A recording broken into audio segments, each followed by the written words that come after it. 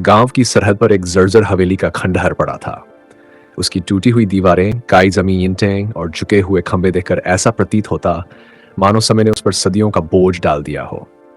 संध्या होते ही वहां की हवा भारी हो जाती। एक अजीब सी सरन और सन्नाटा हर ओर छा जाता। गांव वालों में यह कथा प्रचलित थी कि उस खंडहर की जमीन के नीचे एक भयानक बला कैद है। कहा जाता था कि वहां कभी एक निर्दयी जमींदार रहा करता था, जो निर्दोष लोगों का रक्त बहाकर अपने खजाने को जमीन में दफन करता गया। मृत्यु के उपरांत उसकी आत्मा एक बला का रूप धारण कर उसी जमीन में समा गई। तब से वह हर उस इंसान को निगल लेती थी जो उस खंडहर के भीतर जाने का साहस करता।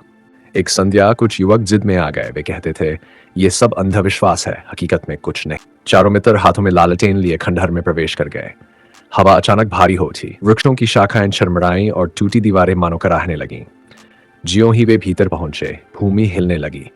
तभी धरती की गहराई से एक भयावह चीख सुनाई दी, जैसे असंख्य आत्माएं एक साथ विलाप कर रही हों।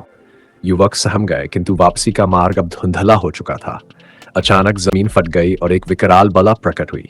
उसकी आंखें अंगारों की भांति दहक रही थीं, मुख से धुआं और दुर्गंध निकल रही थी तथा उसके पंजे जमीन को चीर रहे थे। क्षण भर में 3 युवक उस बला द्वारा धरती में समा लिए गए।